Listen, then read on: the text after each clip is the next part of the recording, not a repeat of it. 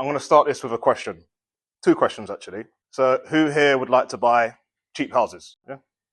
Most of you. Who here would like to buy good houses? Yeah? Most of you as well? Perfect. So I'm here to talk about how to build a property portfolio in the north of England from anywhere. Now, this will benefit you if you've ever considered buying a cheap house up north. And if you haven't, then maybe now you will. And if you are actively investing, is there any active investors in here? Yep.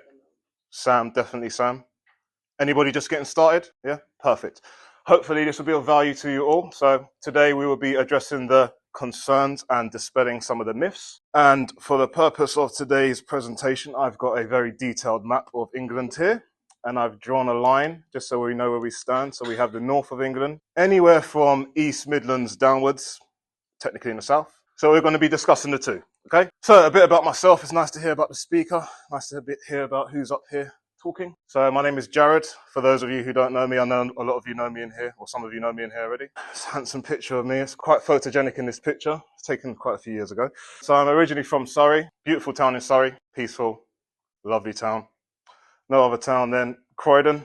Anybody here familiar with Croydon? I thought I'd put a nice picture just to reference Croydon. So I started investing in Peterborough, 100 miles away from home. And I later decided to move to Cambridgeshire so I can have, for a multitude of reasons, but for one of the reasons was to have the portfolio closer to home so I can feel safe because I've got everything close to home so I can manage things, right? Later, I ironically began investing 200 miles away from home in Liverpool. So I come up here, stopped scaling, and then decided to start investing up in Liverpool. So fast forward to today, we have a company called 100 Bricks. We have Chanel, who's with us today, myself, and our virtual assistant, Melanie, who is based in the Philippines. Super helpful, this lady. So we now own a multi-million pound portfolio, which currently consists of 17 houses, and we're trying to complete on the 18th this week. Fingers crossed. We're focused on the buy, refurbish, refinance strategy. Most of you here are familiar with this strategy, right? We've also worked with multiple investors to help us scale. Probably wouldn't be where we are now without the help of investors, because as we all know, property is very capital intensive, right?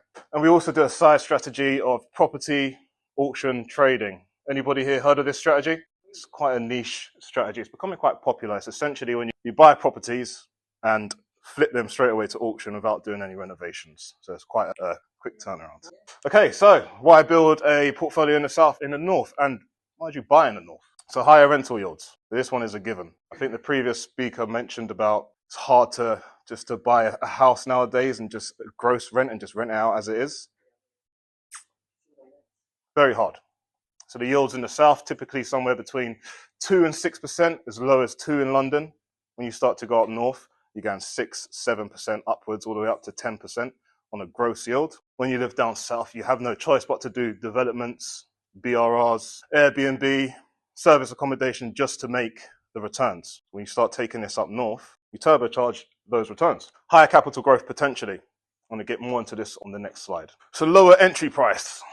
We typically pick up houses, freehold houses, for 60, 70, 80 grand. You won't really get that much in Cambridgeshire for 60, 70, 80 grand.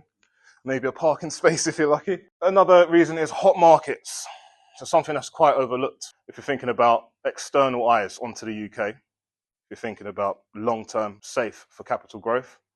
We have international investors, UAE, Russia, China, investing into the UK. They're looking for hot markets, busy markets. It's got good capital growth and good yields, and more market exposure. If you own your home in Cambridgeshire, you build your portfolio in Cambridgeshire, something happens to the Cambridgeshire market, pretty stuffed. Sometimes it's nice to get to the point where you can diversify, just a tad. And protection during a down market. You get a bit of protection during a down market because it's easier to get on the ladder. The stamp duty threshold is typically around the 125 mark. So even if the UK property market is facing some sort of turmoil, typically the north stays pretty steady. Business mindset as well. So if you're building a portfolio that is hundreds of miles away from home, you cannot go into, you have to approach it from a business mindset. You can't be a hands-on landlord. You can't be getting around to do viewings yourself. You can't be getting around to change a light bulb yourself. You have to get systems in place. You have to get software in place and delegate and outsource. So you're automatically going from landlord to investor. Remote flexibility. Everybody likes a bit of flexibility, right? To do as they please, spend time with their kids, go and travel. Everything we have built so far has been from a laptop. I have my laptop today. I'll bring it with me everywhere. And last but not least, the BBBC strategy. Anybody heard of this term? No? It's quite a made-up term. That's why nobody's really heard of it. Okay, I'll give you a clue. It's not the BBC. I didn't make a spelling mistake there.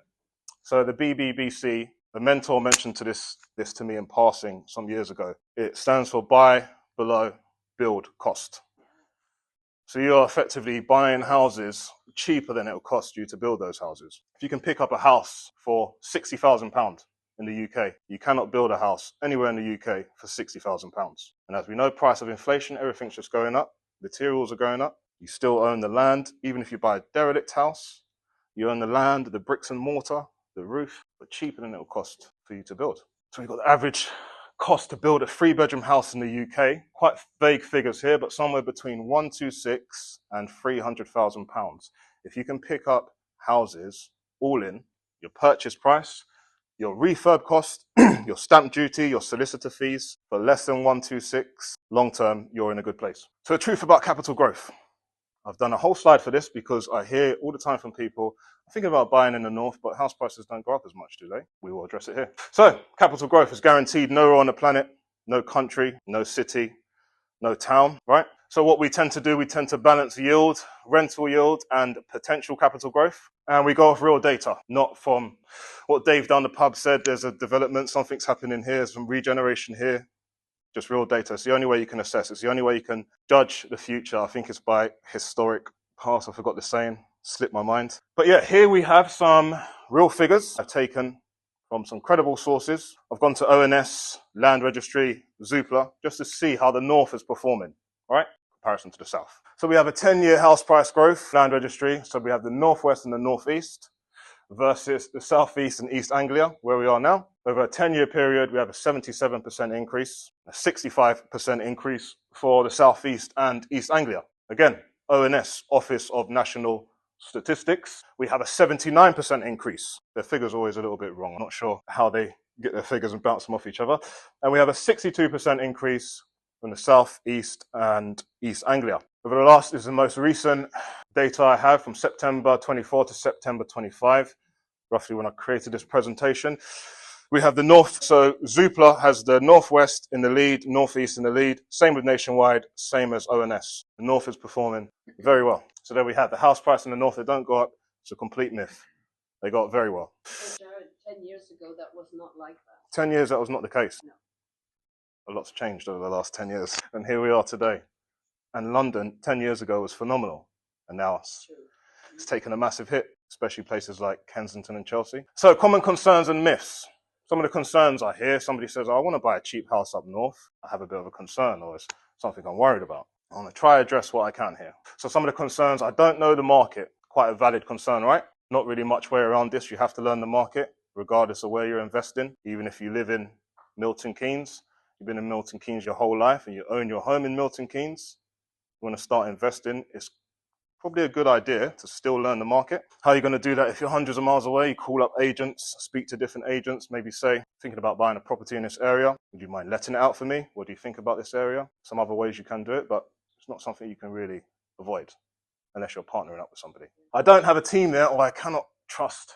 Tradesmen have got a bad rep, haven't they? They have for a very long time. You have to go with somebody with a good reputation. Somebody who's got some online presence and they've got a reputation to defend. You do what you can do some